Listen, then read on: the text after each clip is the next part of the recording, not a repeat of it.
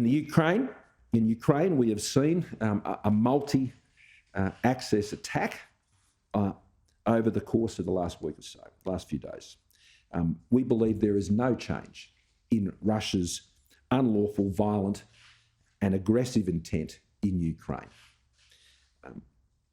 Their attacks are behind schedule, but we should not assume any change in their intent or their purposes in Ukraine. The economic, diplomatic and defence response has been far stronger than anticipated, and particularly, I believe, by the Russian government. And it is having a very serious impact on their progress. I want to commend all of those countries around the world that have joined those responses. I particularly welcome the rather strong responses we've seen from countries like Singapore and Switzerland. I mean, this, I think, goes to the extent of the international response to these outrageous and aggressive attacks undertaken, invasion undertaken by the Russian government.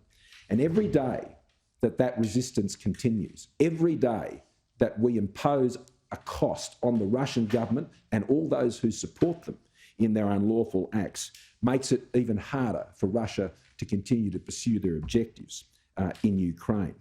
But this is also likely to lead, I suspect, to an even more violent response from Russia. Anyone who thinks the Russian government is just going to sit there, I think, doesn't understand the intent and the outrageous objectives of President Putin. Our goal is to impose the most significant costs on Russia that we possibly can on the Russian government and all those who support them, as a clear warning to anyone else who would seek to engage in such unlawful acts of aggression and violence through an invasion of that nature.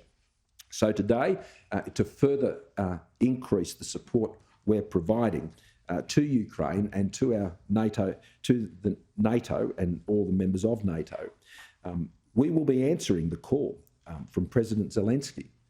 President Zelensky said, "Don't give me a ride, give me ammunition." And that's exactly what the Australian government has agreed to do. We will be committing $50 million to support both lethal and non-lethal defensive support for Ukraine. The overwhelming majority of that, that's some 70 million Australian dollars, will be in the lethal category. We're talking missiles, we're talking ammunition, we're talking supporting them in their defence of their own homeland in Ukraine, and we'll be doing that in partnership with NATO. I'm not going to go into the specifics of that because I don't plan to give the Russian government a heads up about what's coming their way, but I can assure them it's coming your way.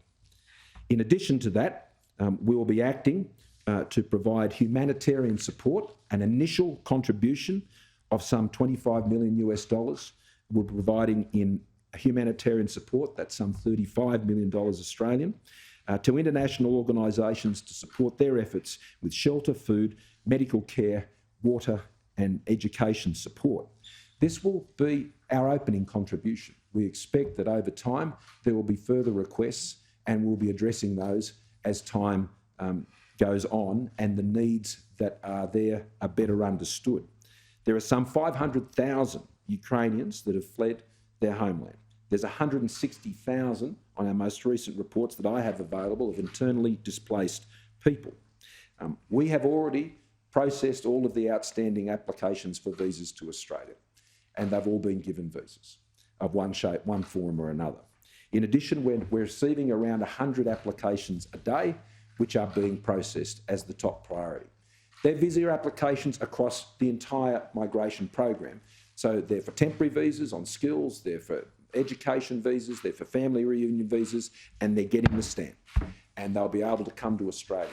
And for some of those who are on temporary visas, their intention, it will be different. They will want to come to Australia for a period of time, and I have no doubt they will want to return to their home country.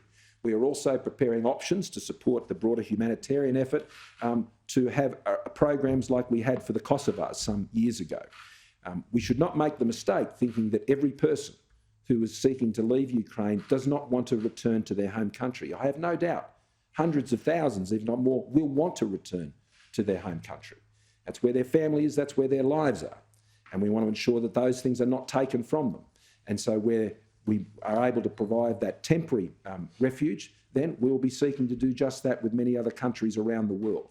But for those for whom that won't be an option, then we will continue to provide support through our migration program, through the mainstream program, and in addition in the humanitarian area, which at this stage, the demand for that is not very clear.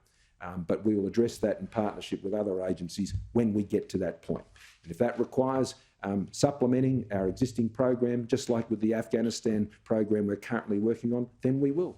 We will meet that demand with our other partners, and Australia has a strong track record of doing all of those things. So with that, I appreciate that was a very lengthy set of issues I had to run you through, but it was a very lengthy meeting, and Australia will stand with Ukraine. Tonight, I'll be standing with the New South Wales Premier as we light up the Opera House in Ukraine's colours. That is intended to send a very strong message of solidarity from one of the world's most iconic buildings, that Australia stands with Ukraine, just as we've lit our own parliament up here as part of the vivid events here in Canberra. All of these events send a very clear message, which I know is encouraging the people of Ukraine. They are showing a resilience which is absolutely extraordinary. And having met with so many in the Ukrainian community over the last few days, and I'll meet with more of them this afternoon and this evening in Sydney, we want to say, we are with you. We are with you.